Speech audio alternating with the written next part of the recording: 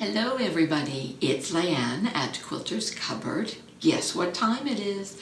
It's time for another one of my But Wait, There's More videos pertaining to all of the Studio 180 design rulers. I am really excited to share this one with you. This one I've been waiting for a little while to be able to pop it onto the schedule. It is a star ruler. It is one that has so much versatility, and I have so many different things to show you that I've made with it. I can't stop playing with it. I've got quite a few different samples, and I'm really excited to share some of this stuff with you.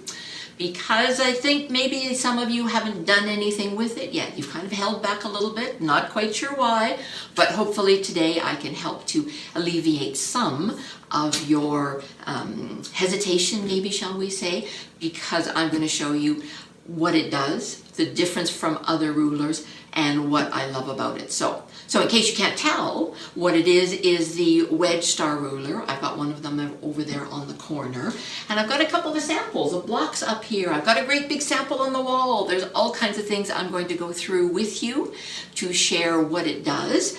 And the first thing I'm going to do is say, when you open up your package and you look at the ruler, it's a good size ruler. And that's because it does so many different sizes. This will work with blocks that are 3-inch all the way up to 24-inch. 22 different sizes of blocks you can create, which has a whole realm of opportunities for you. The packaging that comes with the ruler, this is also your instructions. So when you open it up, you can see there's lots of pages, lots of great detailed instructions. We have pictures for right-handed trimming and left-handed trimming. We've got charts with all kinds of sizes on it. And there is also a free bonus pattern included on the back of it. Some block ideas on the back of it. Some things for you to do to jazz it up, etc. Ideas for you once you get comfortable with it. You can just run and do all kinds of things. So I'm going to walk through the steps to create some of the blocks. There's a couple things that I want to share with you first. When we're thinking about the wedge star tool, it's going to make a kaleidoscope kind of block.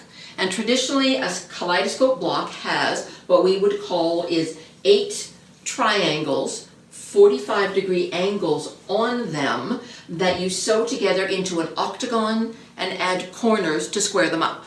So you can have just wedges be in there. You can have diamonds that you cut out with the tool. Again, diamonds surrounded by small wedges. You can have a mixture of diamonds and wedges alternating, and you can really gussy it up. There are some technique sheets that have been created that I'll walk through with you. Now, some of you are going to look at it and say, well, how is that different from the Lemoyne star blocks? I've got 2 of them up on the top of my display board here. Lots of you know that the Lemoyne star was the very first tool that I used with Studio 180 design. Love it dearly, I really do. But there's a difference between what we're creating with the wedge star tool compared to what we do with the Lemoyne star tool. All of these blocks, all the components are always a little bit oversized. So you may look at the outside of my blocks and say they're a little bit raggedy. They are, because they are oversized and ready to be trimmed. I tend to wait to trim my blocks until I'm ready to put them into a project. And that way they get a final pressing, they get a really good trimming, and I take off all the excess. But they're all oversized and ready to be sized down to what they need to go. But the difference is that we've got diamonds in the Lemoyne star that are created from strip sets, and when 2 of them are paired together, you get a corner of the block. It doesn't come together into an octagon at all. You get a square corner, and each time then you get another corner each time you pair 2 of them together. And it doesn't matter whether the block is straight or set on point. You're never going to get the diamond itself running straight north and south and east and west like we do with the wedge star. Each time, whether the block, like I said, is straight set or tipped on point, they're always tipped slightly off of north and south, east and west. And it has amazing results when you do fancy things with them. Love. There's so many blocks that I've created doing a lot of different things, but the opportunity for secondary design patterns to appear by using the Wedge Star tool can help to create quilts that look like this one behind me. This one is my cut crystal that I made with the Wedge Star tool. It is a pattern from Studio 180 Design. Loved it, taught it to quite a few of my club classes. Those gals are such guinea pigs for me to try out new patterns, new tools, new techniques with them, and saw some amazing quilts come out of those classes. Highly recommend it, but like I said, you get the secondary design effect by using the Wedge Star tool and having the ability to have, again, look for the blocks that are, some of them are half wedges and half diamonds. Some of them are full diamonds. I've got a framing thing here that I can use. So when you look at these guys, you can see there's a block here that is half diamonds and half wedges.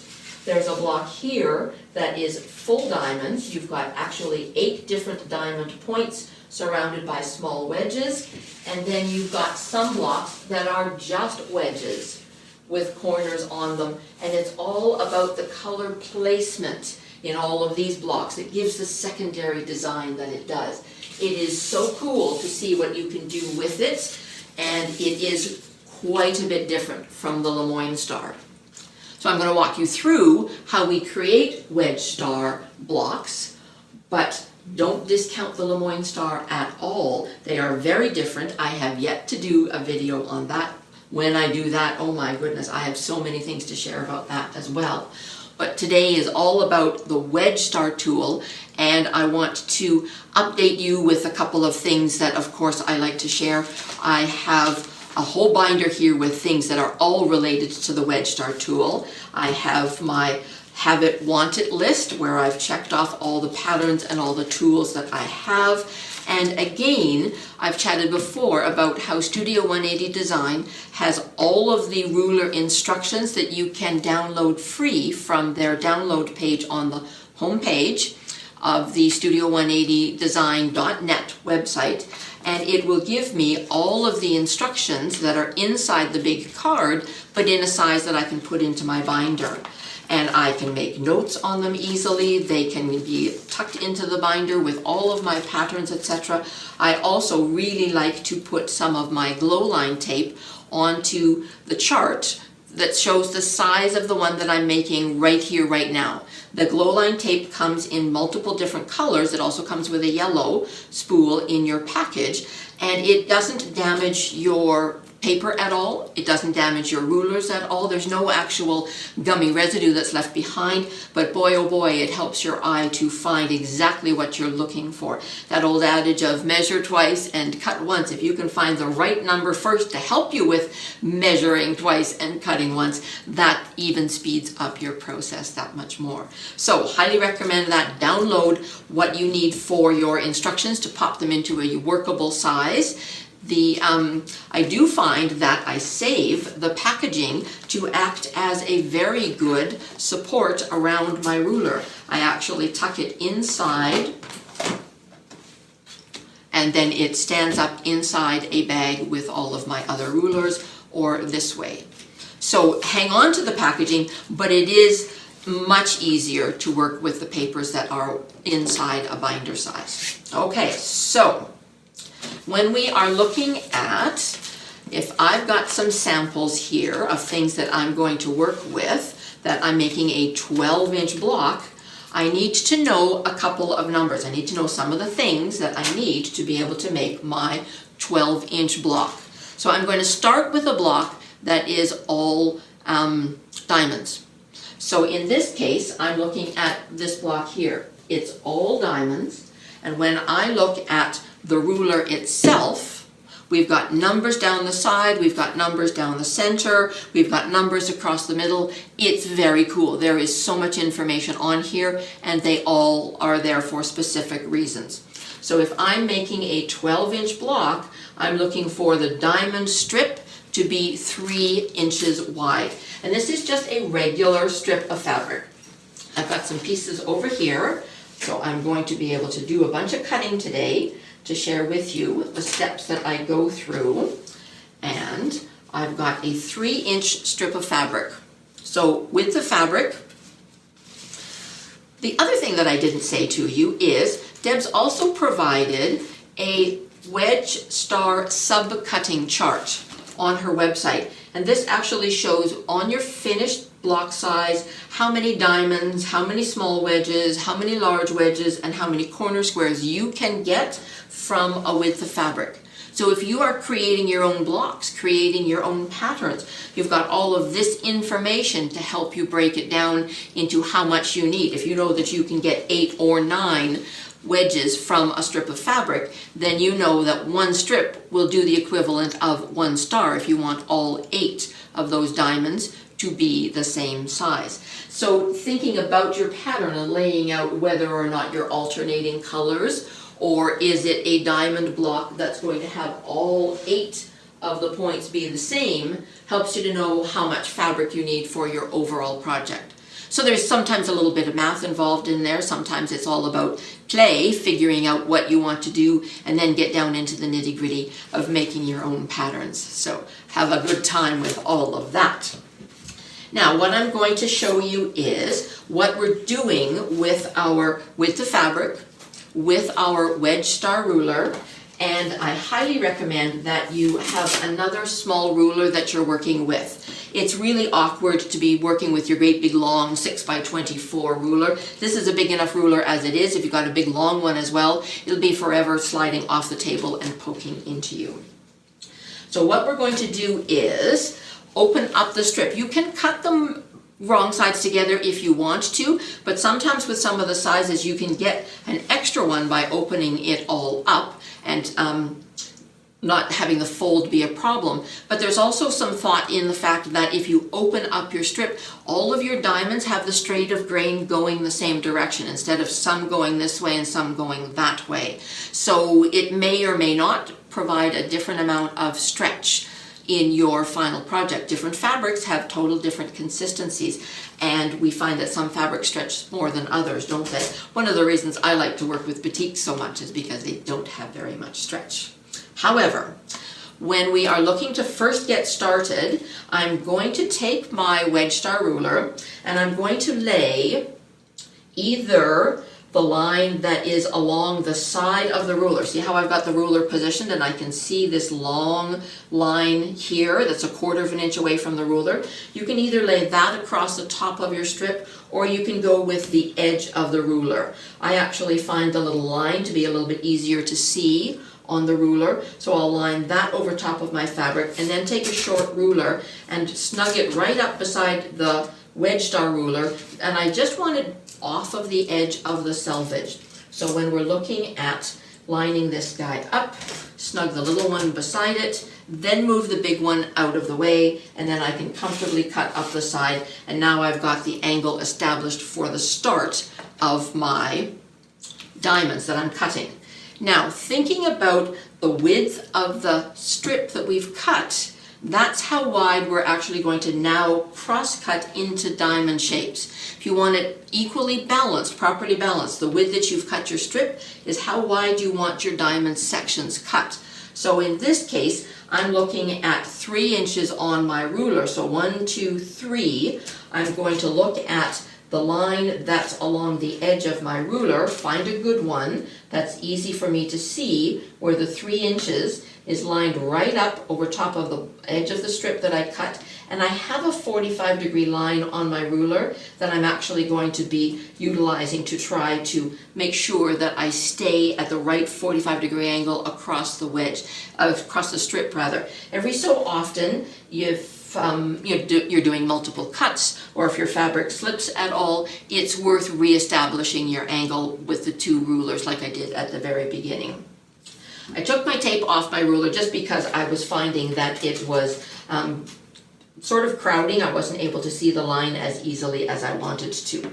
So I now have got 3 inches, 1, 2, 3, underneath the ruler, still lined up with the wedge line that I cut, the 45-degree line on the bottom. So now I have a diamond that is equally balanced in this direction as well as this direction.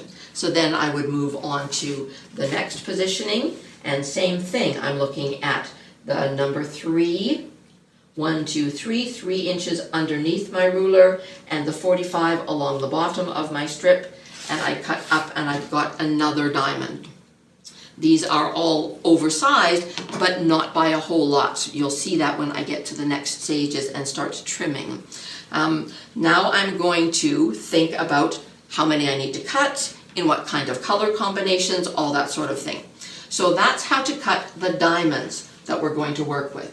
My next step is to cut the small wedges. So I'm going to look at, again, I'm looking for what size do I need to cut that on my chart. It says small wedge strip for a 12 inch is 4 1/4 inches wide.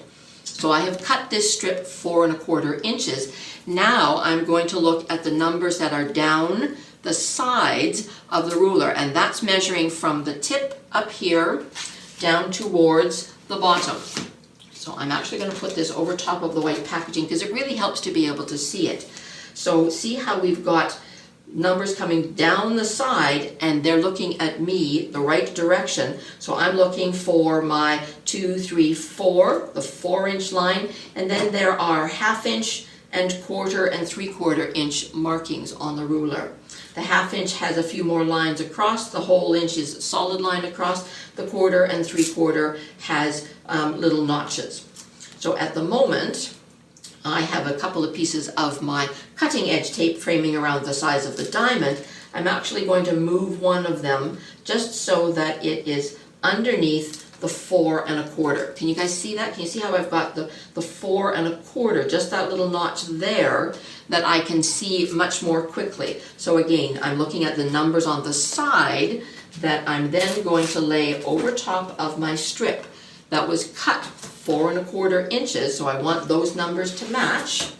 So I've got the 4 1/4 that's going to lay on the bottom of my strip, and I've got a little tiny bit of the tip of the ruler that's extending beyond the top. We don't need to actually cut to a point, because basically what we're doing is we're getting rid of a little bit of the dog ear that gobbles up more fabric that we end up cutting off anyways. So we just need to have, there's a little tiny notch actually at the top of the ruler, not a notch but a line, a little tiny black line. But we want to make sure that by having it straight across these two numbers here on the bottom, that little guy should be lining right up at the top there. Now, you can, of course, cut up the side. How are you going to cut across the next side? I'm a safety girl and I don't like to cut in towards myself. I do like to have two rulers that I'll work with together. And in this case, I'll show you what I do with them. I'm a right-handed person, so I'm going to cut from left to right. So I'm going to line up my ruler along the strip where I want it to be, put the other one in position, ready to go, slide up the right-hand side of the wedge ruler, stabilize the little one beside it, move this guy, and then I'm sliding up the right-hand side of my short ruler. This piece I'm not going to use, but I have now cut myself a pair of small wedges that are going to frame beautifully right around the diamond that I've cut. As a left-handed cutter, when you're looking at your diamond strip, same thing, you're going to go from right to left. As a right-handed cutter, you're going from left to right. So there are great instructions in the ruler instructions for cutting with both right and left-handed tendencies, whichever you are most comfortable with your rotary cutter. Now the next cut is we're going to flip the ruler around and we're looking at the same line. This is where marking it with a tape really comes in handy. It's easy to see, relatively easy to see, when you've got it facing this way. It's trickier to see when you turn it around. So by highlighting the line that you're looking for, it's easy for me to quickly pop those two marks over top of the strip. That little tiny black line is again hanging just beyond the edge of my strip of fabric. So now I'm able to do one cut up the right-hand side of the ruler, and I've got another pair for the next diamond to be able to frame around that. And you would continue to go up and down the strip of fabric, cutting this way and this way and this way and this way. You do have the option as well, if this is something that you're interested in. I personally don't do it. I like to know that once my fabric is positioned on the mat and facing the right direction with the edges all nicely together, after I cut this side, you can flip your fabric over if you want to. That enables you to leave your ruler in the same position. See how I didn't have to flip my ruler? So if you are constrained by either space in your cutting space, if you don't want to be turning your ruler around, you can flip your fabric, or you can, again, do the cuts that I do like this and then turn around and flip your ruler around and leave your fabric spread nicely across your cutting mat. So that's how you cut the small wedges that are going to frame around your diamonds. And I like to open up my fabrics and actually put them into the positions that they're going to go into when I'm sewing. I like to know that they're all set, they're ready to go, they're right sides up. With batiks, most of the time there is not a difference between right and wrong, but every so often there is. But with other fabrics, there certainly is a difference between your right and wrong on regular cotton fabrics. So making sure you've got your pieces framed around your the top of your diamond will help to make sure that everything's going the way that you want it to.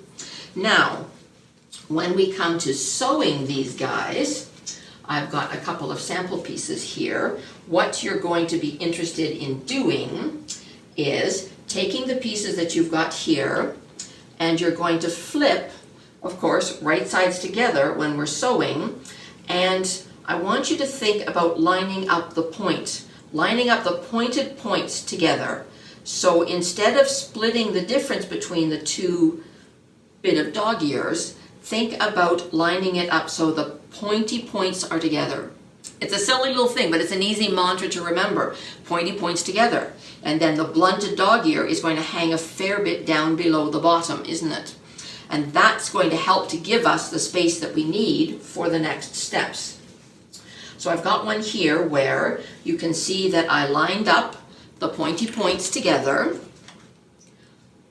And you've got a dog ear hanging out the bottom here. Now, when we come to pressing this guy, and this is going to feel a little bit different, but you know how important it is in almost all of our patterns to do a little forethinking about your pressing directions. Which way do you want the seam allowance to go to help things to nest really nicely? So Deb Tucker has thought of that, and it's written into all of her patterns very nicely. I'm going to warm up my threads, and I'm going to actually press the first seam to go towards the diamond. This is going to help to have all of the seams have the ability to nest on the back really nicely. They're going to butt up to each other and spin around the back in a really nice fashion. It helps to reduce some of the lump and bumps in your seam allowance, but a big help is that it nests as you go around. The next step, now you've got this guy, would be to take the other small wedge and sew it onto the other side. Now, a couple of things that I want you to think about is, see this dog ear here that was created from the points that from us sewing it together? It is possible to sew the second small wedge onto it, but it makes it difficult to see the straight line. And I've tried it, and you end up with it waffling just a little bit. I highly recommend that you take a moment to get rid of that little bit of a dog ear. You can either snip it with scissors, or you can trim it off with your rotary cutter. You're literally just looking to get rid of the dog ear there so that you've got a nice straight line to be able to take that small wedge. And now, don't think about lining points up together. You want it basically just equal sized distance between your 2 points. So you can see that I'm going to go 1/4 of an inch seam basically from notch to notch in there. So that's what I've done with this guy here. It's a nice smooth edge because I got rid of the dog ear. So I'm going to, once I've got that little guy sewn on, set my seam, flip it over. You guys have seen me poke my seams all the way down with my fingers right down to the stitches and hop your iron along. Don't press and mush. We've got some bias edges here and we don't want to stretch those out at all. So now we've got this really pretty diamond wedge surrounded by small wedges. Now we're going to come back to the magic of the wedge star ruler, and I'm going to be able to trim this guy using the diamond shapes in the ruler. So now when I'm looking at, first when we were cutting the wedges, we used the numbers on the side of the ruler. Now we're actually looking at the numbers that come up the center of the ruler, and that's based on the size of the finished block that you are making. So I'm looking to precision cut, trim down the diamond in the center to the size of my finished block. So in this case I'm making 12-inch finished blocks, so I'm looking at the number 12 that's going to sit right over top of my diamond here. Look at this. As a right-handed cutter, I want to angle this a little bit off and over to the, think about 2 o'clock on the clock face. If you are a left-handed cutter, you're going to turn around and face it at about 10 o'clock on the clock face. But if I turn this to about 2 o'clock and see how I have got the black lines on the ruler are sitting right over top of my stitching line. By me angling it, I'm a little bit not straight north and south right now. I will be able to cut up the side, shift my weight, and cut across the top and not cut in towards myself. I really don't like to do that. I don't like to see it in classes. I don't like to do it myself. It's not a safe direction to be cutting, and I want to be able to do it easily. Up the side, pull my pieces away, then I'm going to shift my weight. I've not actually released the ruler at all. I still have the ruler firmly on top of my diamond, and I've pulled the pieces away, and now I know that this guy is exactly the right size to go into a 12-inch finished block. Here's another one. I'll just show that to you again. This one I've got the second side. I am flipping this small wedge over, pressing it down. Remember I talked about the first side that we sewed on, we pressed the seam allowance towards the diamond, and the second one we pressed towards the small triangle, the small wedge. That gives us seams on the back that are going to be spinning all the way around and nest really nicely. So again, if I was left-handed, I would do the same alignment underneath the tool. I've got the lines over top of my seam under the 12-inch numbers, and I would cut up the side and have my fingers in the right spot, up the side and across the top, and I'm not cutting in towards myself. So much safer cut and trim. So when I do, let's pop this guy quickly underneath the ruler, stabilize it, get my fingers in a comfortable spot, up the side. See how little I'm trimming away? There's not a lot of waste, but boy oh boy, it sure helps to get it positioned just so. And you can actually see how I didn't have to worry that those weren't lined up exactly spot on with each other, knowing that I'm going to be able to trim them down after the fact. And now I've got a couple of wedges that I'll be able to sew together and create one corner kind of thing of my octagon. Although octagons don't have corners at all, do they? You can think about whether or not you are alternating colors, are you alternating fabrics, what are you doing with them, etc. This is where you get to do some play. So I've got a couple of, so those are my blue and white ones. Got a couple other ones here that I was working with. I made some sample bits, and I would trim these up exactly the same, and think about when you're going to sew them together. Because we have nested our seams by pressing them in opposite directions, I am able to sew these guys and have that seam join perfectly, exactly the way I want to in there. Before I start to sew everything together, I would actually lay out my pieces and determine the order that I want them in the octagon, make sure that I've got the colors placed exactly where they want to go. If you're doing a pattern like this, it's very specific which colors, which fabrics have to be beside which colored wedges, aren't they? So we've got some background wedges in with diamonds in here. I'll get into all of that in a minute. But you really want to make sure that you're paying attention to how you pick these guys up for sewing. Make sure that you always flip the same one over so that you're always sewing down the same side, so you don't end up with two colors the same together. I also highly recommend that you start sewing from the center out towards the outer edge. It does not matter that the outer edge is not lined up. What matters is that the center lines up, because that's going to become the center of your octagon.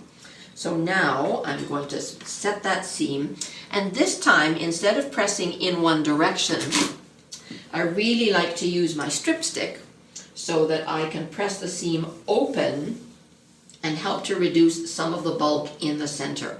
We're going to have lots of fabrics coming together in the middle of our block, and I want that to be as flat as possible. So again, I set my seam, I pressed my seam open out down to this, right down to the stitches as far as it could go. Across my strip stick meant that I wasn't risking flipping over any of these extra seams. They stayed exactly where they were supposed to go. The strip stick elevated my seam that I wanted to press, so that's all that my iron touched. And now I've got two of them that are sewn together. You're going to be sewing these guys into pairs. Each time you are making them, you're going to sew them into pairs, and then your pairs into halves. But what I like to recommend is when you've got your pairs ready, that we've got more dog ears here. And that's going to create more bulk in the middle, in the center of your block, if you leave it.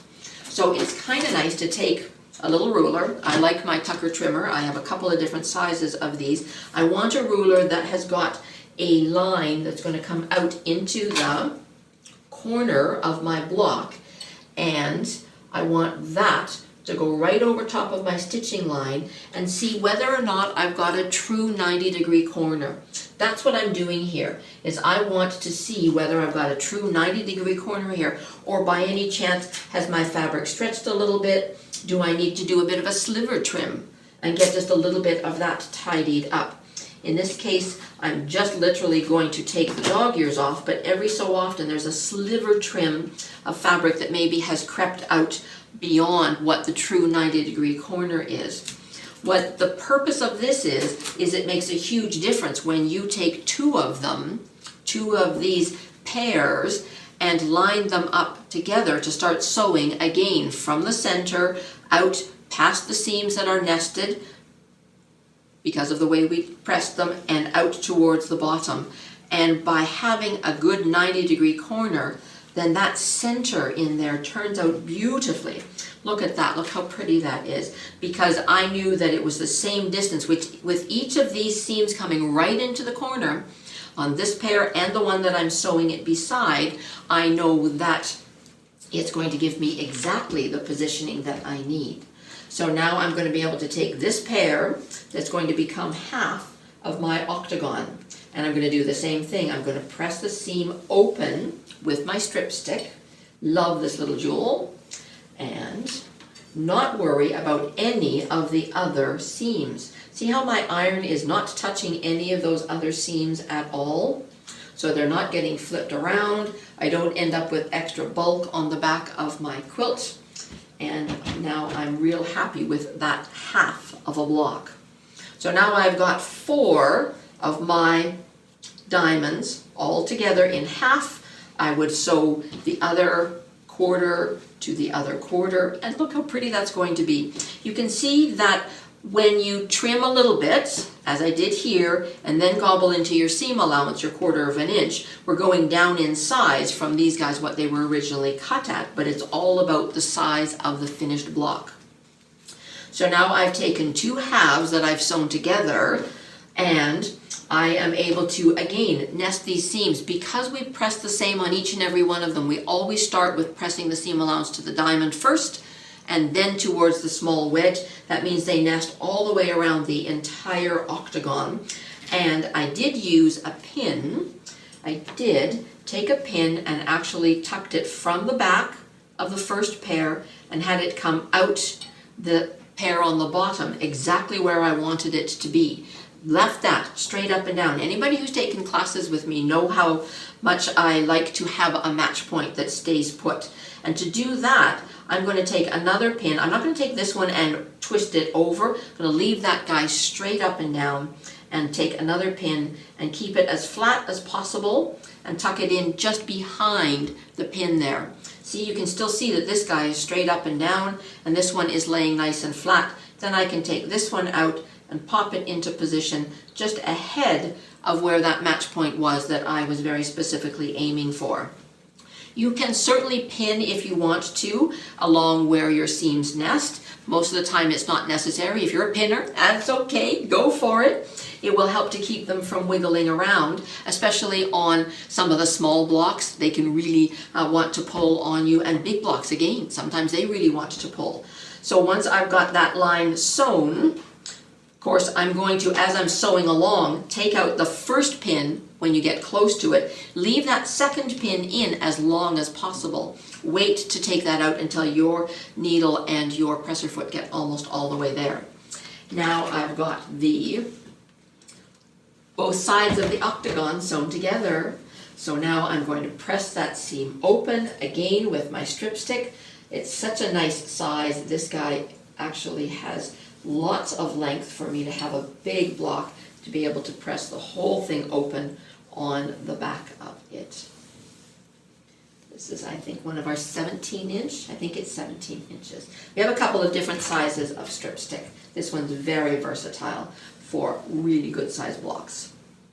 So I have pressed that open all the way along. Then I'm going to come back in and I'm going to press it from the top. I always press from the top again after I have pressed from the back. Press it again from the top and get it nice and flat, and look how pretty that is. Now we've got an octagon to be able to play with. We can spin it around and decide what we want it to look like and decide what color of corners we're putting on it. With this guy, you can see that I put dark corners on top of the light small wedges, not the medium ones.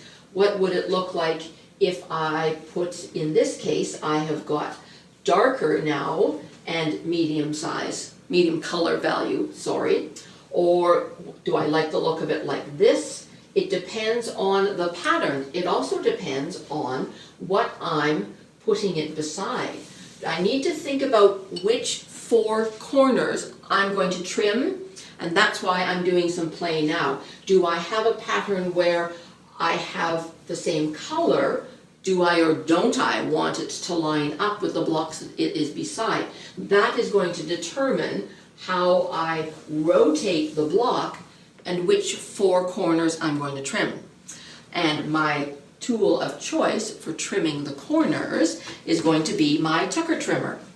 I'm going to clear a little bit of this away so that I have a bit more space to be able to see how I'm going to trim that.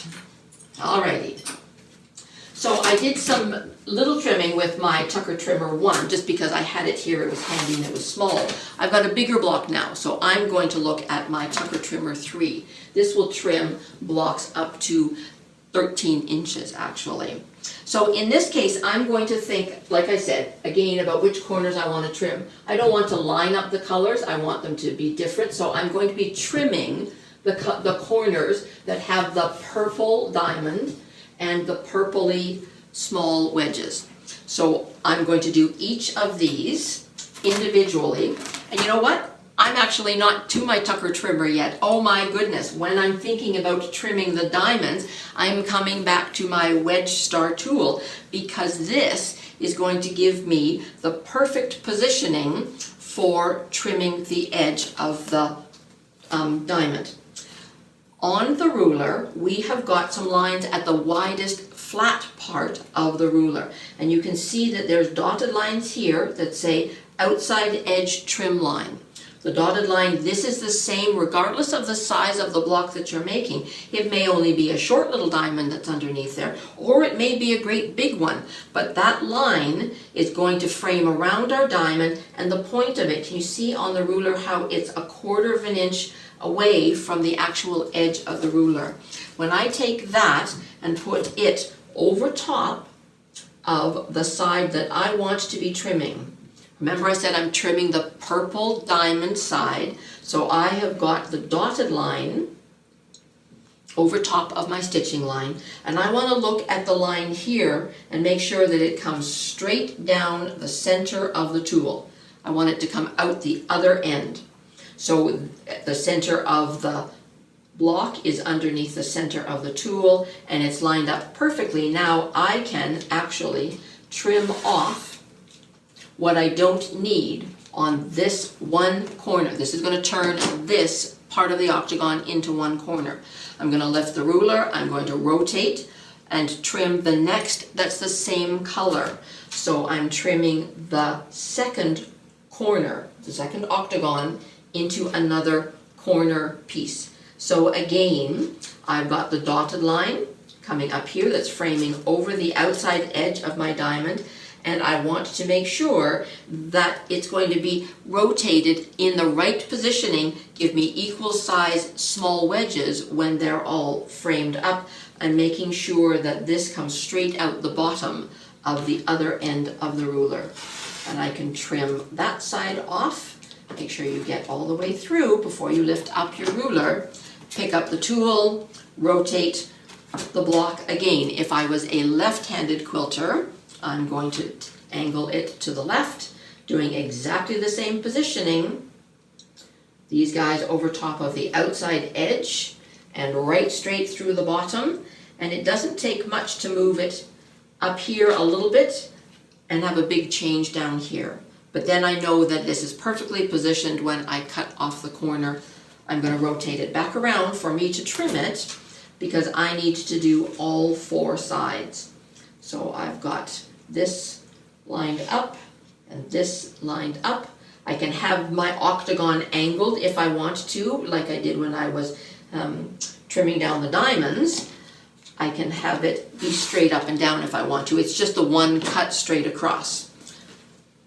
So see how I can do it straight up and down if I want. I just happen to find it a little bit easier on the angle if it's tilted just a little bit. Okay, so this is the last corner, and I'm going to, that's lined up through the center, out to the point. We can see it's nicely out the point on the other end. That's exactly where I want it to be. Give that a trim across, and now I have got the four corners. What's going to be the corners of my block are ready to actually get some corner squares. So I've got some corner squares here that we can play with. I'm not sure at this point what my pattern is going to be, but I've got some pretty pink and purple corner squares that I could turn around and sew onto the sides that I've trimmed. And if you ever lose track of which ones you've trimmed, think about how there's a dog ear sticking out of the ones that I haven't trimmed. That's always a big catch with everything that's Studio 180 related. If we're getting towards the bottom end of the ending of the block, whatever it is that we're working on, and you're sewing a component onto something else and there's a dog ear in the way, that means that you haven't trimmed it. You haven't done something with usually one of the specialty ends of the rulers that's leaving some dog ears in there. So stop and check and make sure you've gone through all the steps that you're supposed to with the rulers. So in this case, I want to be able to sew some triangles onto the edges of my octagon. And I have a couple of tips here for you. When you are dealing with the ones that we've trimmed that have points on them, I like to take my triangle and just press a little tiny divot into there and actually line it up with the tip of the diamond. And all that's doing is basically positioning this diamond, this corner triangle, equally over top of that diamond side. I do like to sew my corner triangles on with the octagon on top and the triangle on the bottom so that I can see my edge of my block and see my little dog ears. If I want to come around to the next one, it's going to sew like this, flip it over, press the little seam into it, line it up just like this, flip it open, put a little pin in there, And again, I'm going to sew with that on the top, and I've got equal size little dog ears that are sticking out the bottom. Okay, so when you've got all 4 of your corners on, it has now created a square.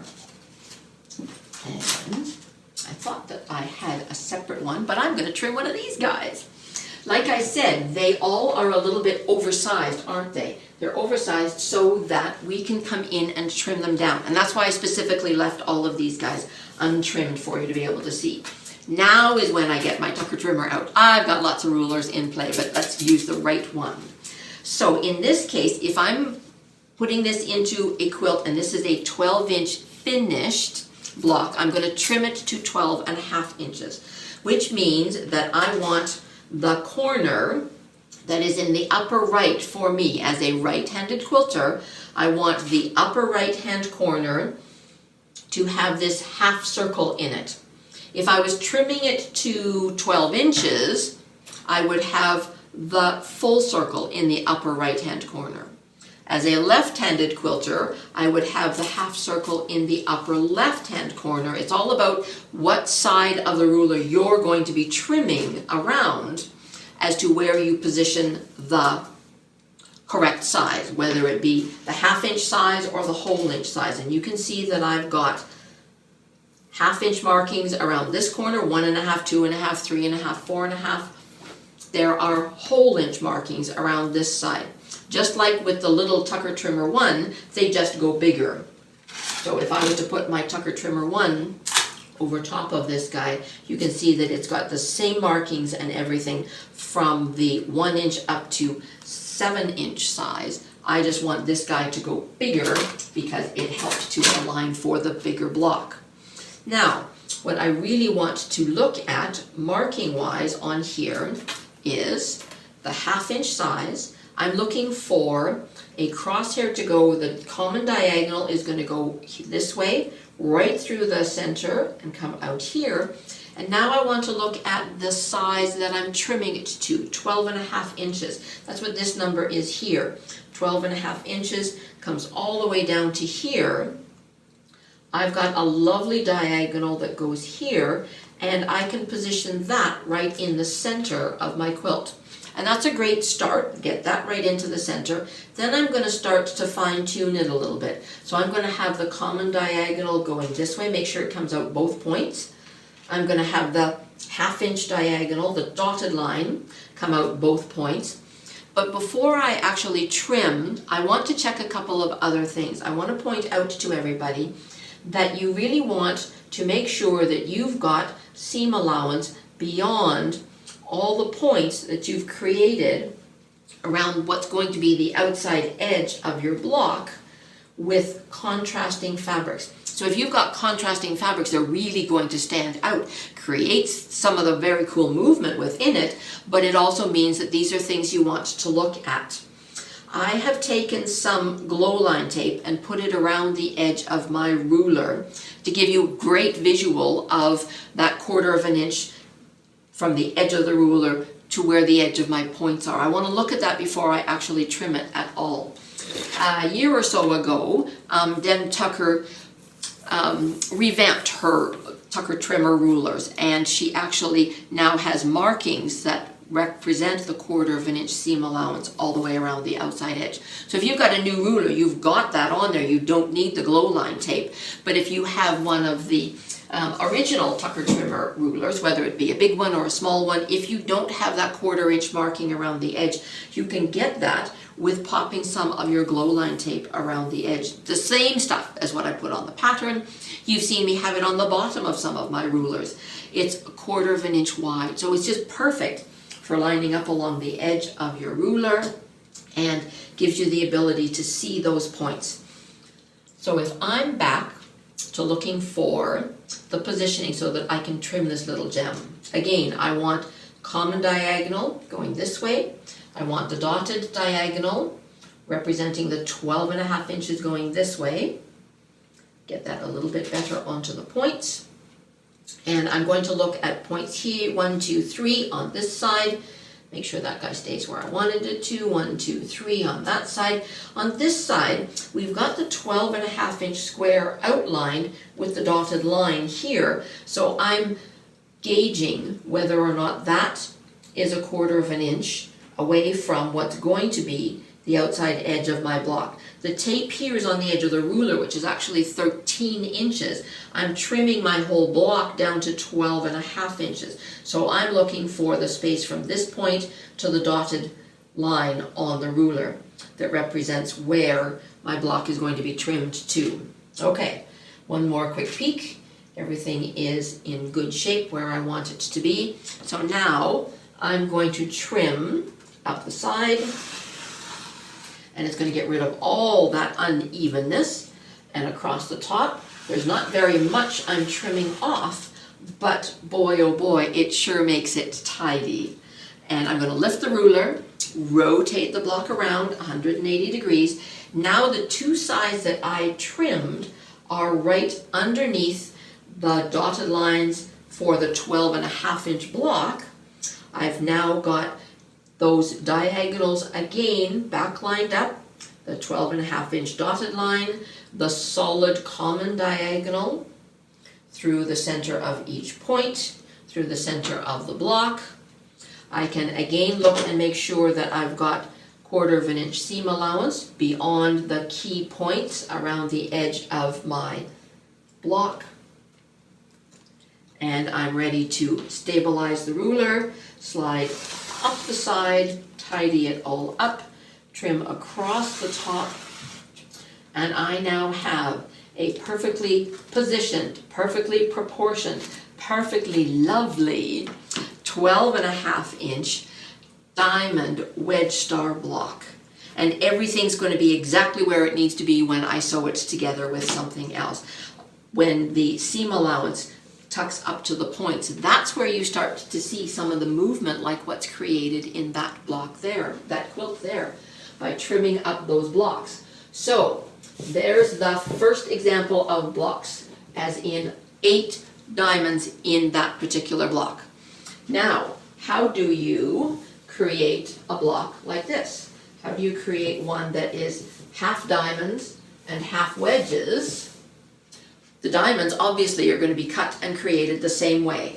I'm still going to have diamonds that I cut from the appropriate size of the strip for the diamonds.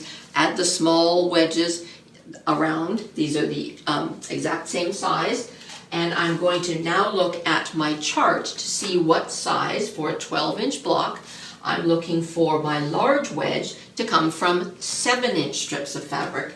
So in this case, I'm going to a bigger strip of fabric. This is my 7-inch strip, and I'm coming back to my wedge star tool again, and I'm going to cut from left to right as a right-handed quilter. I'm going to look at the number 7 line. So if we go back to the wedge star ruler, we're back to looking at the numbers facing us this way. I'm looking for the number 7. And think to yourself, from the point down to here is 7 inches. That's how wide I've cut the strip. So I'm going to be looking for that line there on all of my cutting.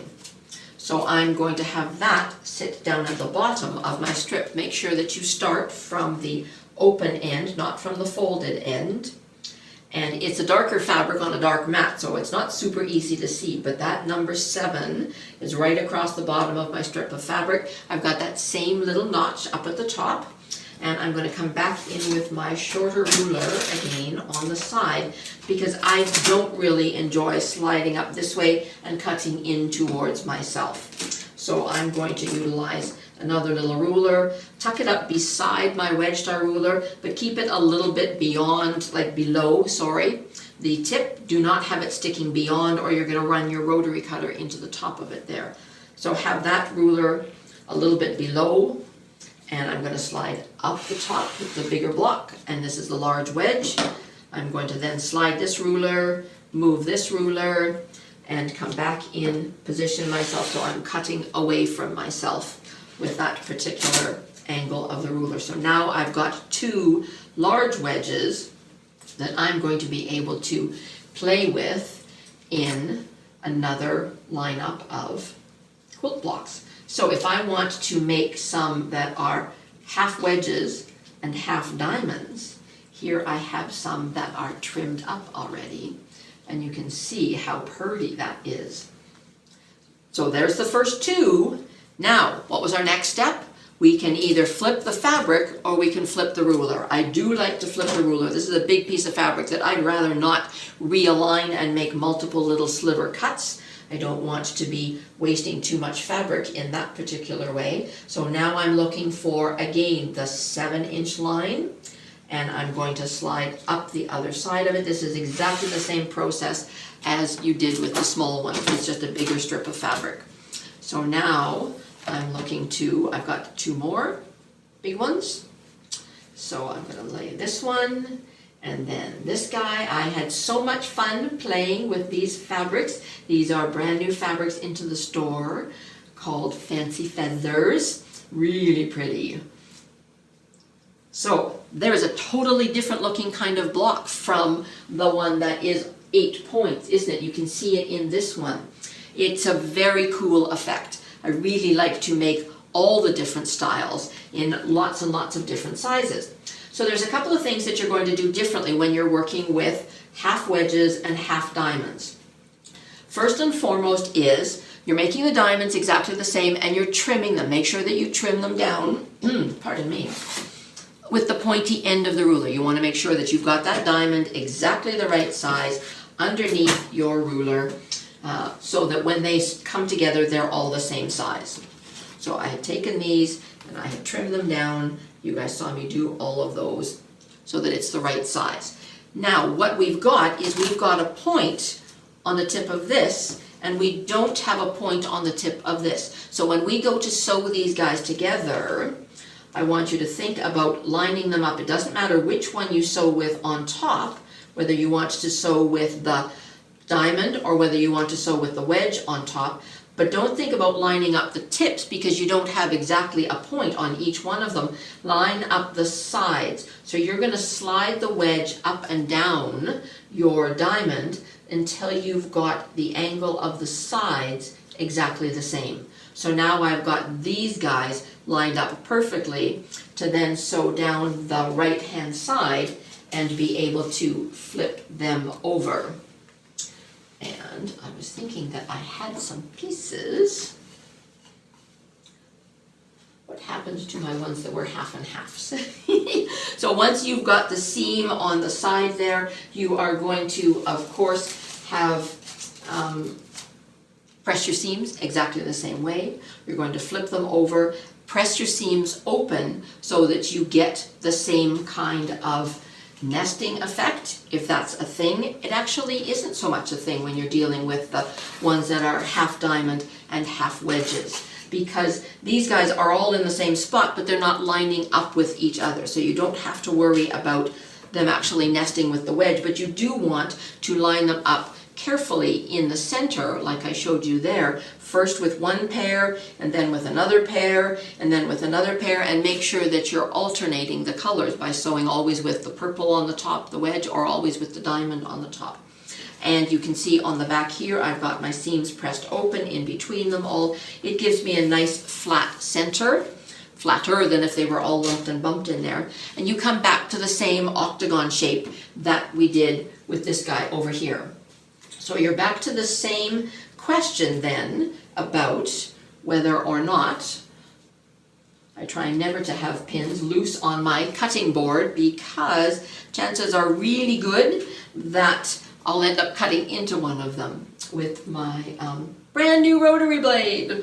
Chances are always really good that it's a brand new rotary blade when that happens. So again, we're back to, we've got an octagon and we're trying to decide what we want it to look like. Where is it going to fit into our quilt? Do we want these colors to line up and I want a corner here? Do I want the wedge and the big wedge and the small wedges to line up? And I'm putting corners on the diamond parts. And again, a big part of that is what's the pattern got you doing. If you've got a half and half block, that is this guy here, This one is all about these wedges lining up with the wedges here, and we want to be actually trimming the large wedge size, not the diamond corner. In fact, all of these guys in this particular pattern, for the half and half blocks, we are trimming the wedge corner. So there's a couple of things that we're going to be thinking about when we're looking at a block like this. If we were trimming the corners that had the diamonds in them, we would go back to exactly the same positioning. We would take the wedge star and we would line it over top of the stitching line, the outside edge of the diamond here, and this comes out the bottom. So we would have that doing exactly the same thing. I would trim off all four corners of those. If I was trimming the wedge side, I need to think about that a little bit differently. We don't have a diamond in here to be trimming. How do we know where to position this part of the ruler? So what we're actually going to look at is finding the halfway mark. And there's a couple of ways you can do that. You can take your wedge and actually press it in half, and you can get yourself a little press mark on that, and you can do that to all four sides. You can do that to all four. You're going to want all of them to have an indicator of where the halfway mark is on side to side. The other thing that you can do, if you don't want to put a little crease like that in, and I meant to have my marking pencil out, you can also take a marking pencil, whether it be a Bowen marker or a friction. I do like to say be careful with your friction markers. Make sure that you test it on a piece of fabric to make sure the mark comes out before you just make a mark on top of your fabric to make sure that it will actually come out with the heat. If you want to make a mark with a marking tool, think about how you can find the halfway point with across your wedge. You can do that by actually taking the pointed end of your wedge tool and putting it right into the center of your block, and then the line on the ruler that goes straight up from the center, and actually make a little mark with your marking pencil. And you can do that all the way around as well.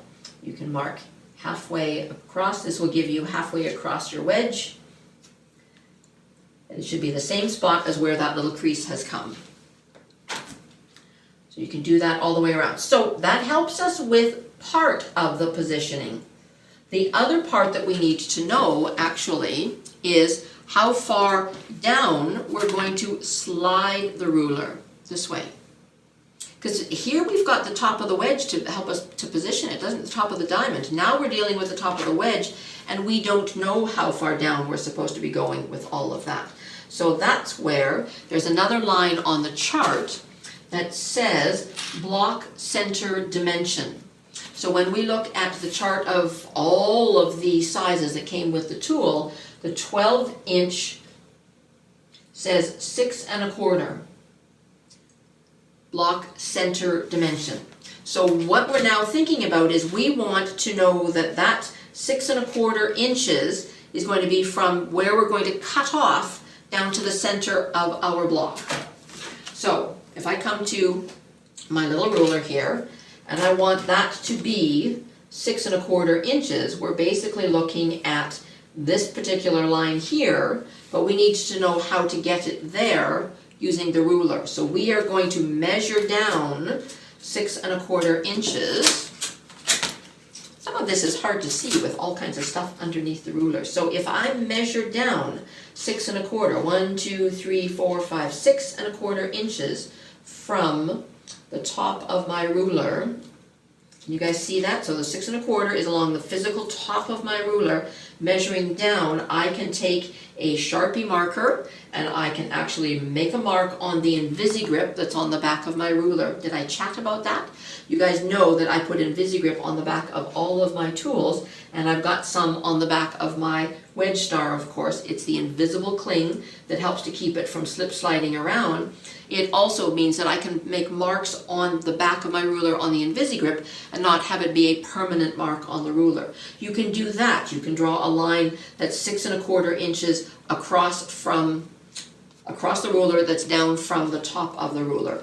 The thing that I actually did was I took, again, some of my glow line tape, and I measured down, I measured the 6 1/4 inches and put a strip of glow line tape along right exactly where that line is going to come, and that now gives me a marking that I'm able to then use as the center of my block. So I know this seems kind of weird, but logically it makes sense. Watch as I walk through all of this. I'm going to take the top of my ruler, and I'm going to have what would be the point up here that would be framing around a diamond if I had a diamond. That's going to sit where my mark is or where my crease is. I'm going to have this part of the ruler come through at the center of my block, and I'm going to have the other end of that long line come out the other wedge on the other side of my ruler, right where the fold or that mark were.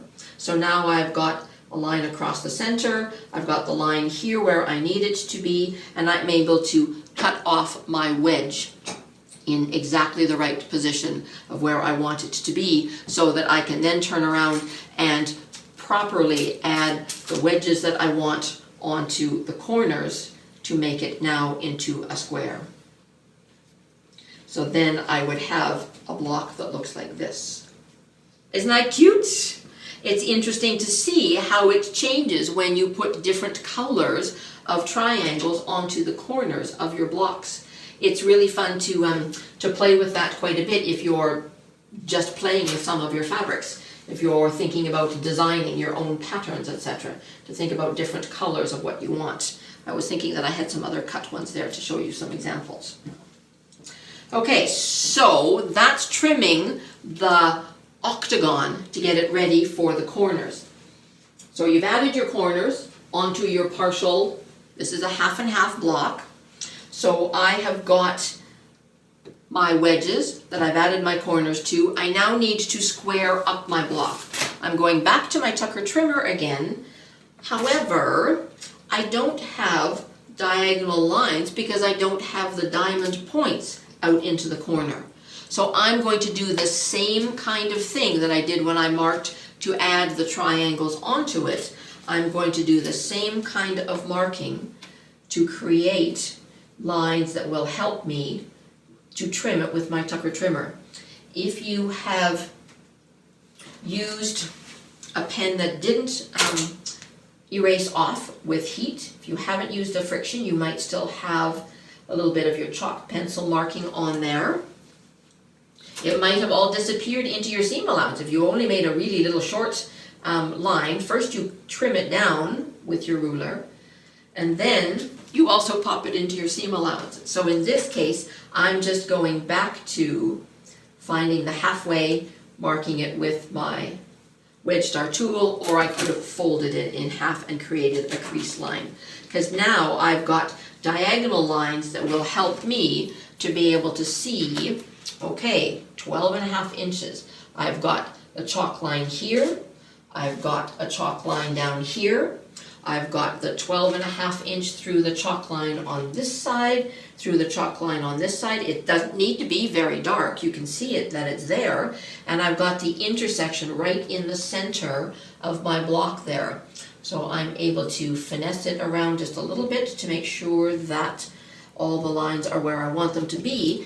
And I'm going to do the same thing again. I'm going to look before I trim to make sure 1, 2, 3, 1, 2, 3, 1, 2, 3, 1, 2, 3. All of those points are inside of what's going to be the outside edge of my block, where my 1/4 inch seam allowance is going to take up fabric, and I'm able to trim up the side and across the top. There was nothing actually there to trim, but that's okay. It's just on the inside of my ruler there. That one, that corner triangle could have been positioned a little bit differently. If it was actually disappearing underneath, I could have taken off that corner and actually positioned it over a little bit farther if I needed to. In this case, it's okay. It was right there at the edge. Lift the ruler, rotate your block around. Again, line up the dotted lines, over top of where you've just trimmed. And we're going to check, make sure that we've got points all the way around. We do. Fabric to trim all the way around, up the side, and across the top. Look at how pretty that is. Oh my goodness. So now it, again, is perfectly proportioned, perfectly positioned to sew together with the next block. You're going to do exactly the same kind of thing when it is just a Kaleidoscope all wedge block. You're going to take your wedges, sew them together, alternating, easy peasy. Do the little trim in the center, just like I did with the very first pairing of them, to give a good 90-degree corner on that. Then you're going to determine which side you want to add your square, your triangles to that become the square corners of your block. And now you're going to do the same kind of thing to trim it down again, to square it up. In this case, I'm going to determine, do I want to press them in half? It's not as easy to see, is it, if you want to try to press them in half. It was a little easier when it was just the edge of the octagons. It's much easier to go back to the wedge tool and find the halfway mark and just mark it with your pencil. So I've actually got little markings all the way along here to give me the positioning that I need to be able to trim this down. So I've got the 12.5-inch lines and the common diagonal lines over top of my stitching lines and right into the center. So now you can see that I've got the little marks there that enable me to perfectly center each of those wedges and to be able to trim up the side and across the top. Lift the ruler, rotate the block, and same thing, line up the trimmed up lines underneath the dotted lines on the ruler. I'm looking all the way around to make sure I've got my points and everything's centered where I need it to be. And I'm going to, I did a little stop there because this little point here was just a smidgen underneath the edge of my tape. So I moved it a little bit and trimmed that little baby down. Look at that little jewel. So now I've got a variety of blocks there that will give me some interesting designs, and those are the three main blocks that you will see discussed in the instructions that come with the tool. So she talks in here all about the wedge star block. That's this one. That's all diamonds, creates a full star. She talks about the wedge block, this guy that is all just wedges. And then there is also talk about the combination block, where it is half diamonds, half wedges, and creates another completely different kind of look for your blocks. The mixed wedge block.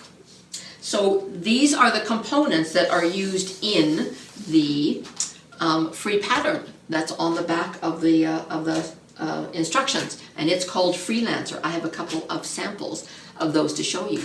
Hang on for just a minute, I'm going to get them so you can see them. Hang on.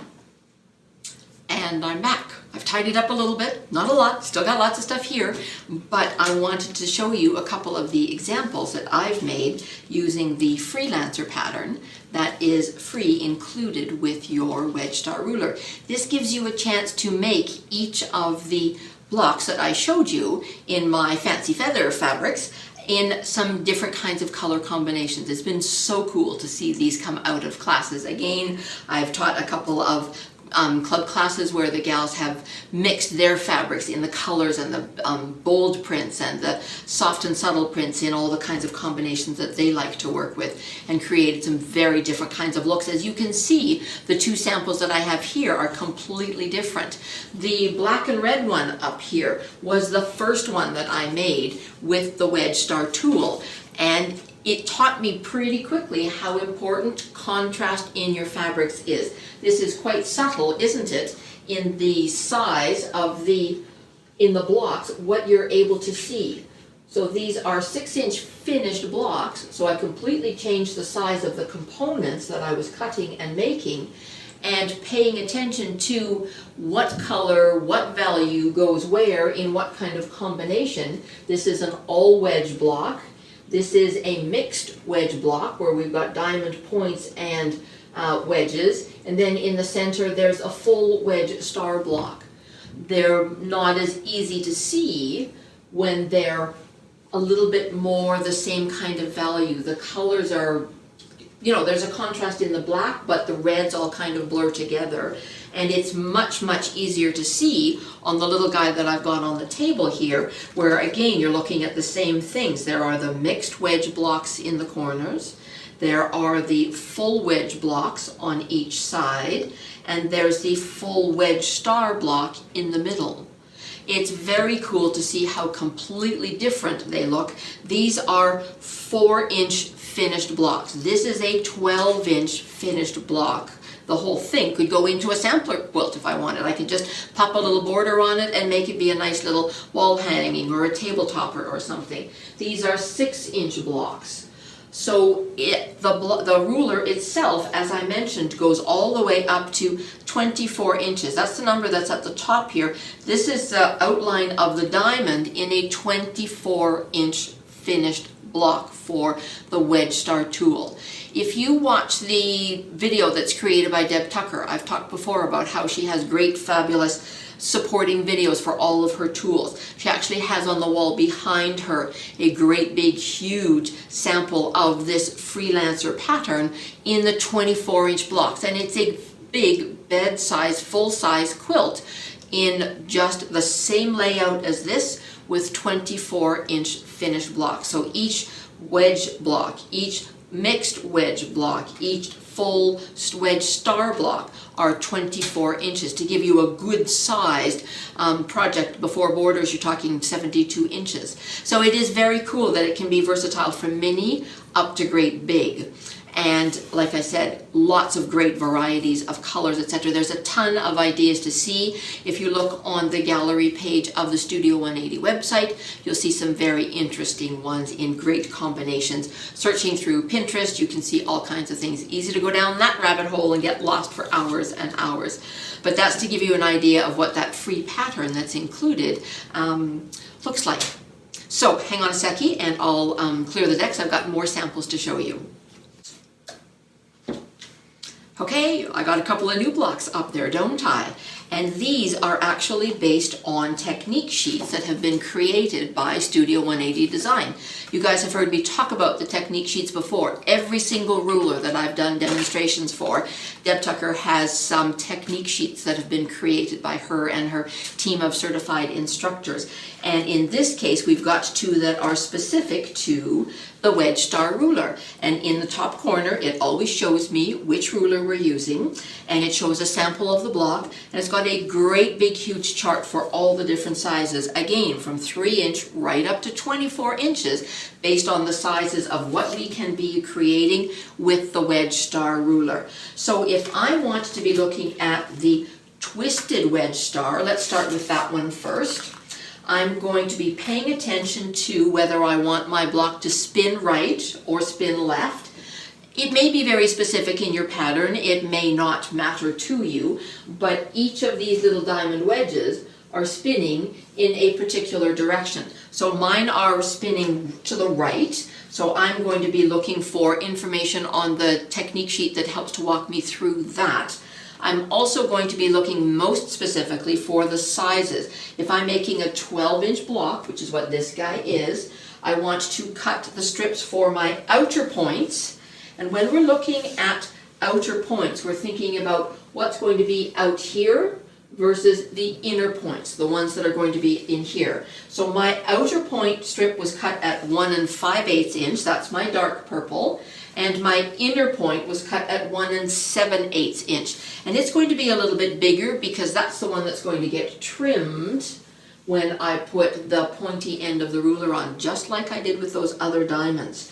So when I'm looking at sewing them together, it is highly recommended that you stagger how you sew them together. If you line them straight up together, when you get the 45-degree angle in there, you're going to be wasting some of your fabric. So you actually get the maximum use of your fabric by staggering them when you sew them together. And the best way to do that is literally to just fold over one of your fabrics and offset by that much. And it's actually walks you through that on the technique sheet about staggering them, and then it shows, depending on whether you're doing a right spin or a left spin, which one you want on top. And you're always going to be staggering by the width of your number one fabric. And what it does is, you'll see this when I pop my ruler on top of it. Think about how we were cutting the diamonds at the beginning for our wedge star diamond. We're going to do the same thing, except that instead of it just being one strip of fabric that was 3 inches wide, now we've got a strip of fabric that's come from a strip set. But I'm going to do the same thing. I'm going to line up the line on my ruler, because I find that easiest to see, over top of the top edge, slide it over as much as possible, so that I didn't have to trim my selvage off at the beginning. I'm able to take care of the selvage right now, and see how if I had actually had my light purple fabric lined right up with the top edge of this guy, that I would be wasting that much fabric, whereas instead I'm able to carry it down towards the end and have extras down at the end that will help me to maybe get that one more diamond shape that I needed. So I'm going to do the same thing that I did when it was a plain piece of fabric. Line up my wedge star ruler, take my smaller ruler, tuck it up beside it, move this one out of the way, and be able to make my cut. If I'm a left-handed quilter, I'm going to come from the other end of the strip set. So in that case, I'm going to have it lined up like this, and work my way from left to right by doing this and lining up my ruler like this, move this one out of the way, and cut up the left-hand side of my ruler. There are, again, instructions inside the instruction card that comes with your ruler, or on the download, that helps to walk you through the right and the left-handed cutting, so that you can easily make sure that you are making the cuts that are comfortable for you. So if you are doing a right-handed cut, again, we're back to the line across the top, snug it over close to where the selvage is, snug the one ruler up, move this ruler away, cut off the edges that include my selvage. Now I'm back to thinking about how wide I want to cut my diamond wedges. And it actually says that on the chart here. Diamond subcut size is 3 inches. Notice I've got my glow line tape on there to help me find the right numbers. So I'm going to go back to thinking about 1, 2, 3 inches this direction from the side that I've cut with my angled ruler. Now, when I was doing the regular diamonds, I was using the line across the bottom here to give me a long stretch. In this case, I actually want to have a 45-degree line on this ruler sit over top of the stitching line that I've done between my two fabrics. It really helps to keep the whole diamond wedge positioned just so that everything's nice and equally balanced, and it gives me a properly balanced wedge just like that. Move on to the next one. Again, the 3-inch line along the edge of my strip that I've cut. I've got the 45-degree line on my ruler over top of my stitching line. I'm able to cut another wedge, and I would cut 8 of them all the same from my strip of fabric to be able to create the wedges that I want for my piecing. So now think about how that diamond looks exactly the same as the other ones. So I've got diamonds. I'm going to pay attention to which is my outer and which is my inner when I'm thinking about lining up my small wedges around it. The same size of components. We still are dealing with small wedge strips cut from 4 1/4 inches. That was the same size as my other ones that were plain. And it actually tells me on this chart that I can get 9 from a width of fabric. I need 8 to make a block, so that's important. I'm thinking about laying out my pieces. Again, I'm going to start by picking up the right hand one and sewing it on top. and I'm going to put my pointy points together. There's that funny expression, but it's the most pointed components. This one is not a full point, and that's definitely not a full point. So put the two ends that have points nicely lined up together and sew them down. So just like I did with the other ones, I've got those points lined up, sew down, and the first one, as before, we're going to, I'm sure my iron has cooled down nicely here, we're going to again press the same ways we did through all of the other steps. We're going to press the first one towards the diamond. So when we sew first on the right hand side, we're always going to press that first seam towards the diamond so that they nest all the way around and creates such a cool looking block, doesn't it? So again, press that over. I'm just hopping along. Even more important to make sure that you don't smush with your iron. We're not ironing with our iron, we are pressing. So we've got the first block that we've lined up, and then we've got the second one ready to sew down the next side. And remember, on the first one I chatted about how that dog ear gets in the way. It's very difficult to see when you want to line this guy up when that's in the way, because you need to sew from here. Again, we want to think about sewing with the diamond on top, and it's a little bit more tricky to sew that in a nice straight line with that dog ear still in the way. So just take your ruler, take a pair of scissors, clip the little dog ear off, and then it gives you a nice clean cut to be able to sew your wedge diamond onto the small wedge onto the second side of your diamond. So again, when we've got the second side on, we're going to flip that seam towards the small wedge that we've just added. And then we're going to be able to see, oh, look how pretty that is. Look at that. Now, it's still a little bit oversized, isn't it? We want to trim it down with our ruler. Think about all the steps that we're going to be doing with the ruler. We used it first to establish the proper angle to cut our diamonds. Now we want to trim that diamond. So because I'm making a 12-inch block again, I wanted to make sure that I trim down my diamond to, again, that 12-inch size.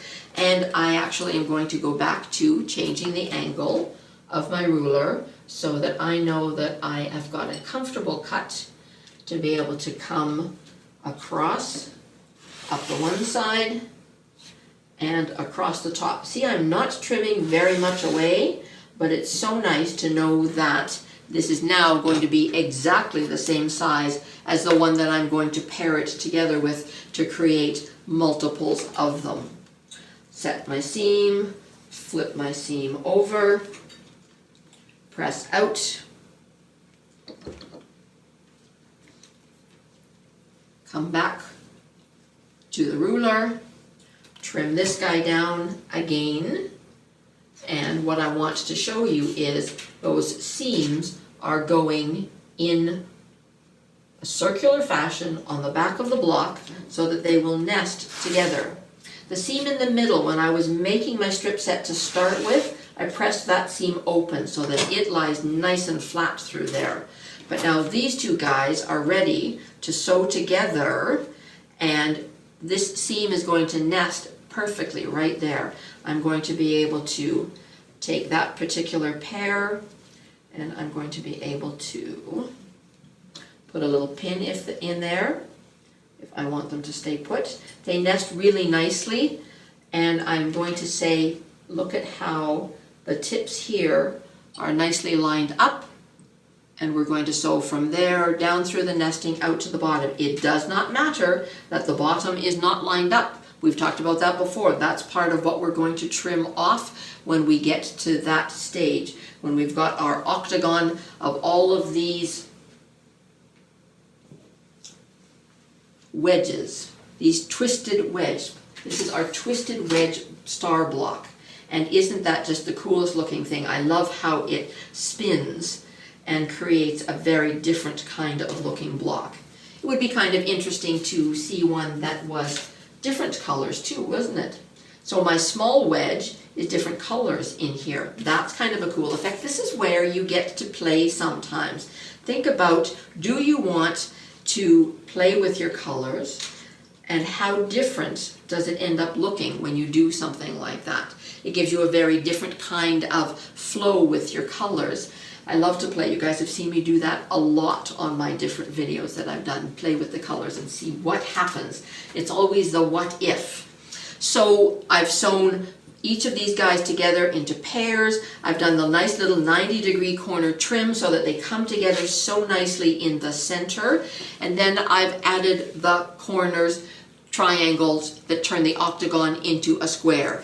And it's back to trimming down again with my tucker trimmer in exactly the same way. And this time I have all diamond points, so it really doesn't matter which side I put the corners on, does it? Because they're all the same. If I was changing up the colors like I did in just sort of that little bit of play there, then you'd want to make sure that you were squaring it up with the right sizes. But you can see how using the diagonal lines going this way and this way right through the point, the center, the point, the point, the center, the point, and then looking 1, 2, 3 spots, 1, 2, 3 spots, 1, 2, 3, 1, 2, 3, all the way around. Can you see that before I make even my first trim, that block is going to be positioned exactly where it needs to be, so that I've got a beauty that's going to fit exactly with these guys where it's supposed to.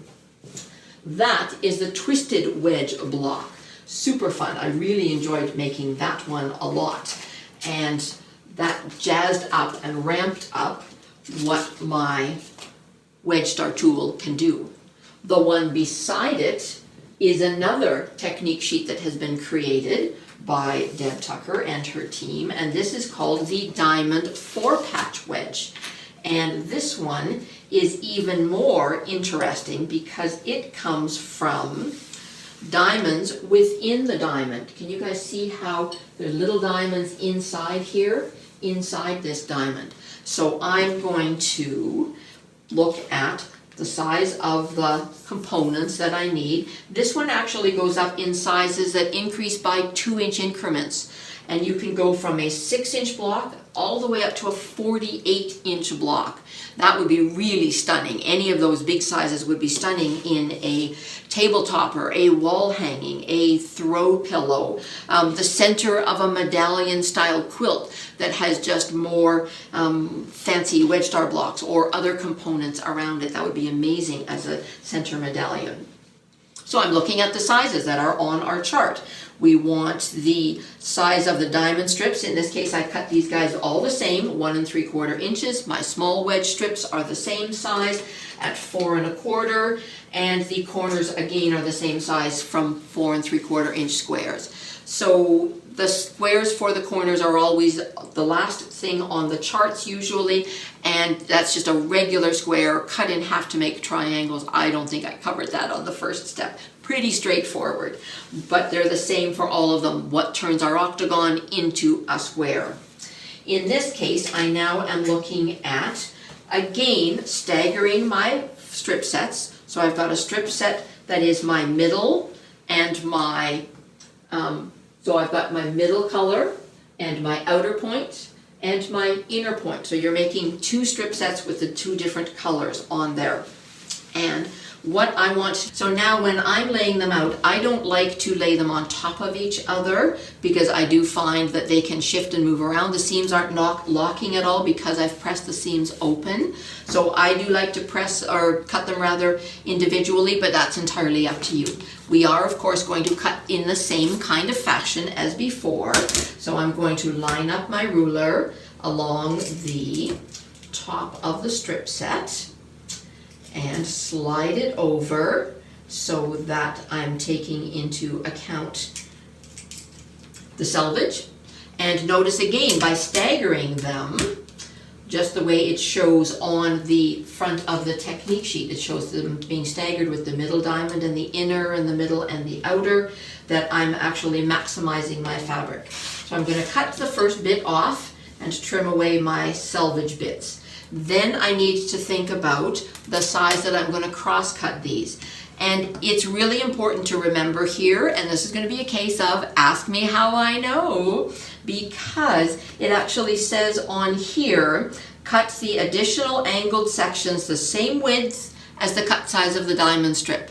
We may be making 3-inch star diamond bits that are going to go into our star, but the cross cuts for these need to be the same size as what you cut your diamond strip. So that's why there's not another column on the sheet. If you're looking at it going, what size do I cut those? It actually, you want them to be the same size as the cut size of your diamond strips. I put glow line tape on there so that I can see it to remember, to remind me. So I'm now looking at the 1 3/4 inch line on my ruler, so which is 1 3/4, and that's going to sit over top of the line that I just cut. And I'm cutting, again, a nicely balanced diamond. Think about the size of the diamond that we've got here on this fabric, this one and this one that I've already gone ahead and cut of the other grouping. That's what I want to make sure that that diamond is nicely proportioned. When they get sewn together, it's going to be proportioned to the size that I need for my 12-inch finished star. So now we've got a couple of pieces and we're looking at it going, okay, what do I do with this? This is where I'm going to get my magic wand into play. And Deb goes through this on the back of her technique sheet. I do find it always easiest to say to myself, okay, let's lay them out first and make sure we've got the diamonds going the way that we want them to, because you can take these pieces and sew them together like this, which is very lovely, but it maybe is not what we want for this particular block. If I turn it around, that's not what I want. If I turn this guy around, that's what I want. I want those two fabrics that match each other in the middle, and I want the colors to be on the outsides, the outside points of my two diamonds. So then I take one of them and flip it over, and what happens is we have got seams that are going in different directions. So we can't use the traditional method of nesting our seams together. We actually want to find out where 1/4 inch is going to be away from the sides that we're sewing together. So by flipping them over, I then turn around on the wrong side, and in this case I'm going to use my friction pen. It doesn't matter that it's a friction, it's going to be on the wrong side, on the inside of my seam allowance. So I've marked one side, I'm going to flip it over, and I'm going to mark right where the 1/4 inch away is from where I'm going to be stitching. I try to angle my pen inwards like that, and then I'm going to come along and I'm going to match pin them. So I'm going to take a pin and I'm going to drive it right through where that fabric is, the stitching line on the fabric, where I've drawn my little pink line, and then I'm going to come out the other side again where the seam lines join and stick it right through there. So I want to be able to keep those two seams, that match point. See how one seam is going this way, the other seam is going this way. So I need to know where those two are going to intersect at the 1/4 inch where my machine is going to give me my seam allowance. So I would highly recommend that you do a little test on a couple of strips. Take a couple of 1-inch strips and mark 1/4 inch, sew along that line and find out whether or not your presser foot and your 1/4 inch seam allowance hits that mark, or are you going to be a little bit to the inside or a little bit to the outside of that line. I find that my seam allowance is actually a little bit towards the inside, so take that into account when you're popping the pin into your pieces as well. I'm going to keep that pin straight up and down. Again, like I showed before when I was doing some match pinning, lay my needle my pin down as flat as possible. Then I can take that guy out and move it so that now when I start to stitch, I can leave this guy in as long as possible. As I get closer, take this pin out and then get down to this pin. It's still holding that position with that particular crosshairs in your threads, because what that does is that means that then this guy is going to be positioned exactly where you want it to be. And chances are really good. Don't beat yourself up when that takes a little while to get it just nicely lined up. This is they call this a 5-star rating, which means it takes a little bit of finessing to get it exactly so, but it is so worth it. When you've got that lined up and you flip it open and you look at it and you go, oh my goodness, it is just beautiful. You're going to turn around and take that particular pieced diamond. It now has 4 diamonds to make up a diamond. Again, our seams are pressing open so that we're not having a ton of bulk in the center there.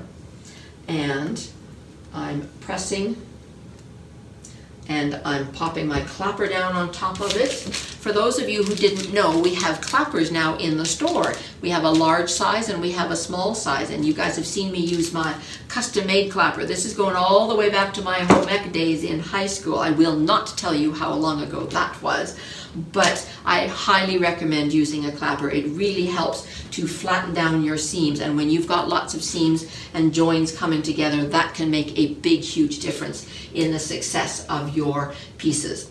So now you've got a lovely diamond that is going to be very, very similar to the size of the diamonds that we cut for our twisted wedge. Look at that, almost exactly the same size, and we've got 4 diamonds within there. The whole process is really super cool, but we need to trim it. So something we really want to pay attention to is, again, I've got glow line tape on here because we want to trim the outer points of our diamond at this stage. And the reason I want to point something out to you here is, think about which fabric is going to be on the outside edge. And we need that diamond to be positioned and exactly the same size as all of them, with the small wedges that are going to be added first. So that's why we want to make sure we're trimming the outer diamond. So in this case, it is the blue one that I want to trim. So we're coming back in with our wedge star tool, and we're lining it up over top of not only the 12-inch size down here, but that actually doesn't do a whole lot for our lines. We don't have anything because it's not pieced right now. We want to be trimming the point here that doesn't have any guidelines on here. We need to think now about putting some marks on our InvisiGrip on the back of our ruler. And she actually walks you through how to turn around and put an extension on your line. You actually want to, can you see where I have extended the line of my 6-inch size? It's on my InvisiGrip, so it's not marking my ruler permanently at all, but that gives me a diamond here and a diamond here to actually be in the crosshairs underneath here so that I can trim just a diamond point. I don't have the seams yet with my wedge that give me that kind of a guideline for trimming. So I'm going to utilize the line that I've drawn on here. I've got the 6-inch size and the extension, the 6-inch size and the extension. This is one of the reasons that the size of the blocks only go up by 2-inch increments, not each and every single size, because we need the markings on here that are going to be half the size of our finished block to be able to trim just the side of the ruler that is going to have the small wedges sewn onto it. So I'm going to make sure I know which side it is that I'm trimming. Do I want to be alternating my diamonds? I could do that if I wanted to. I could alternate so that the points go in and out and in and out, dark and light and dark and light. Or do I want them all to line up the same? So if I'm doing them all with the blue, like I've got on my sample there, I'm going to make sure that I trim the blue on all of them. Then we're back to the same process that we've seen all along that we're very familiar with. We're going to lay our wedge pieces out. We're going to know that we're starting to sew with the right-hand side. We're going to sew it on with, again, our pointy points together. So I had trimmed that point to exactly the right size, and now I'm going to sew it onto my small wedge. I'm going to press that piece over. I'm going to get ready to sew the second wedge on. I'm going to have the same little notch here that I want to be able to trim off so that I've got a nice even edge to be able to sew my next small wedge onto. So you can see that that now is positioned perfectly for that to frame around it. And here's one that I have with the second wedge sewn onto it. Set my seam, press that over to the second side, and I'm going to be able to have a whole bunch of them that are going to nest together again in those key spots. That's one of the reasons, always knowing that we sew first with the right and then adding the, when we've set that seam and press it to the diamond, and then the second side always gets added on and pressed towards the little triangle that we've just added. We know that those seams are going to nest all the way around, just like they've done in all the other blocks. Now this looks very familiar, doesn't it? We've got a diamond. It just happens to be pieced. A pieced diamond inside the small wedges. Turn that around, and we're going to come back again with our wedge star tool, and we're going to take this beautiful looking diamond, and we've got several marks on here to look for. Not only the 12-inch that frames around the seams between our small wedge and our diamond, but we also have the 6-inch size here and the extension lines that I drew on there, so that I can actually fine-tune and finesse that so that I know that those 4 diamonds inside the one diamond are all exactly the same size, in exactly the same position. And trim, there's not very much that I'm trimming off, but it enables me to know that they are perfectly positioned in exactly the right spot, each and every one of them to fit together into a block like that. Isn't that beautiful? It is so pretty. It is so worth the effort.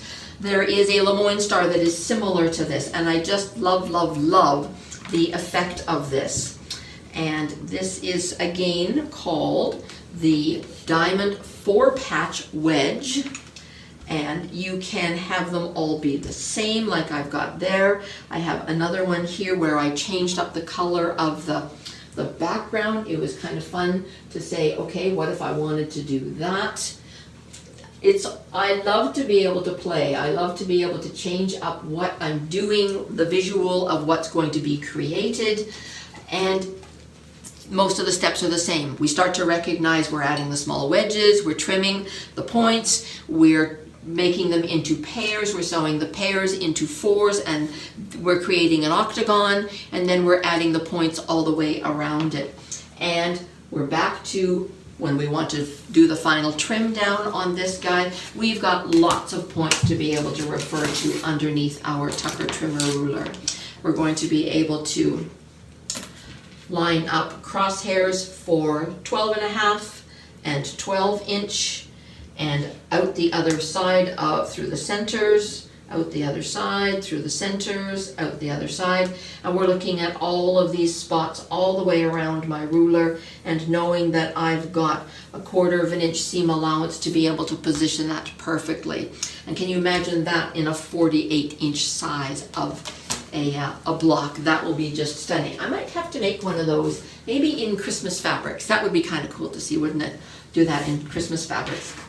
Now, I had to take a break for a seckie, and did you guys notice I changed the backdrop of what was behind us? I'll bet you did. And what else do you see about these? Can you tell what they all are? These all are wedge blocks making kaleidoscope blocks, and I have 3 different samples here that are the same kinds of fabrics, the same wedges, in that every single one of them is a pair of wedges that is light and dark, light and dark, light and dark to make the octagon. But what has changed is how they've been rotated and whether they've got dark corners or light corners. So let's take a look at them. When we take a look at this guy over here, we've got light wedges and dark wedges alternating all the way around. We've got the block themselves twisted. First we've got lights going corner to corner, and then we've got the lights going up and down and side to side. So each one of those octagons is twisted when they're trimmed to add the corner triangles. They're all light corner triangles all the way through the whole thing, and it creates a very light circular kind of visual, doesn't it? My eye sees different things every time I look at these. I see the light circle that spins around.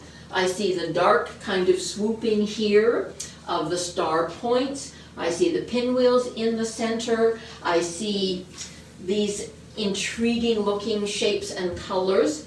Now the one beside it is sort of its mirror image in value, isn't it? It's the same idea. We still have light and dark in every single octagon. We have the blocks that have been twisted and turned. Some of them are, the lights are corner to corner, and then the one beside it, the lights are now up and down, and the darks are corner to corner.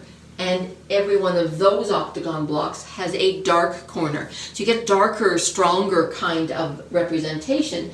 And again, you see a dark circle, and you see these dark, intriguing looking shapes and dark pinwheels.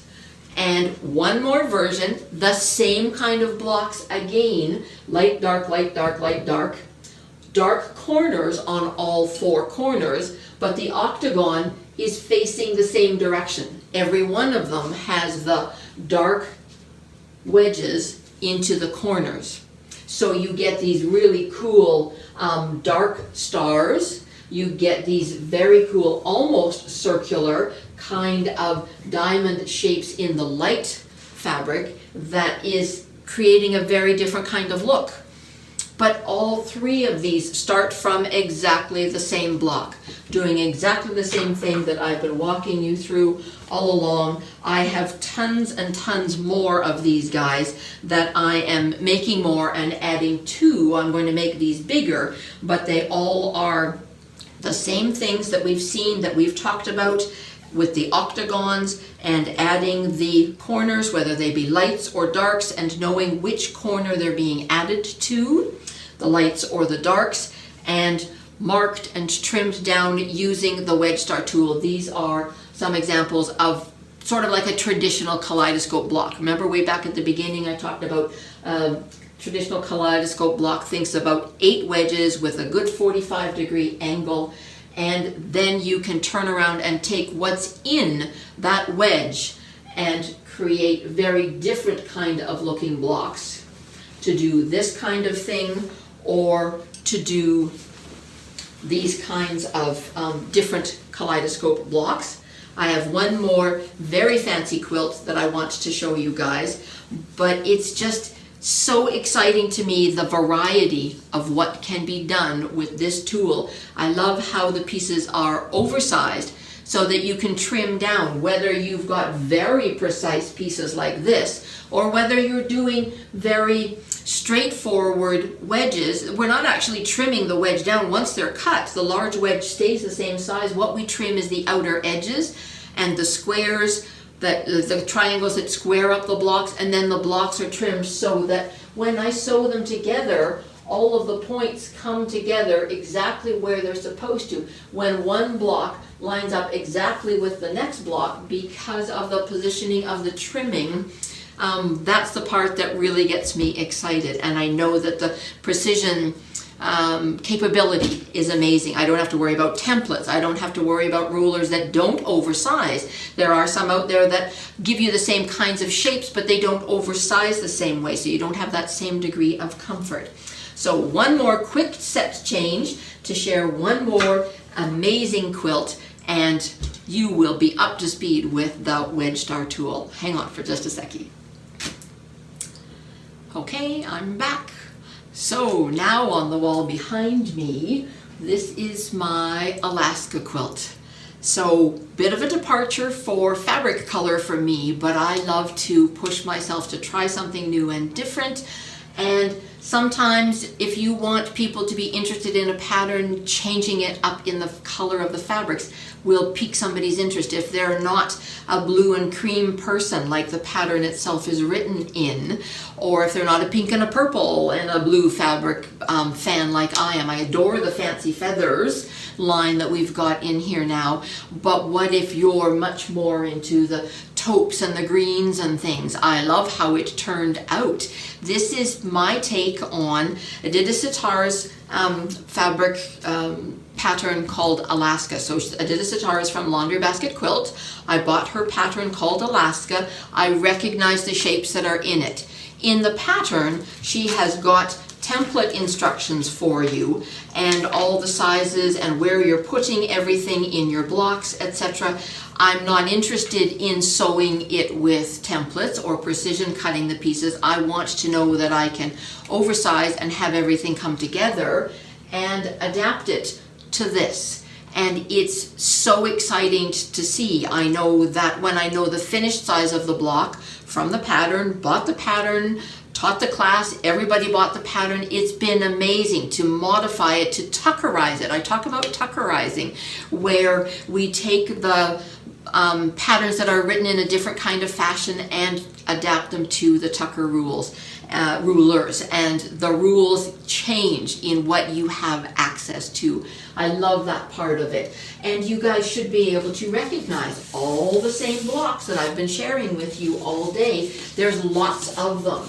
We have got in the center here, we've got the 9-inch wedge star tool block in there. We've got blocks that are half wedge and half of the diamond star part. And then there's lots of blocks as well that are just wedge blocks. But the color placement, the fabric placement, the value placement is what creates the movement within the quilt. It is a gorgeous pattern. Love, love, love the blue and the cream version as well that she did, but I'm having so much fun with seeing how different it looks for people who are doing it differently in different colors, as well as my own.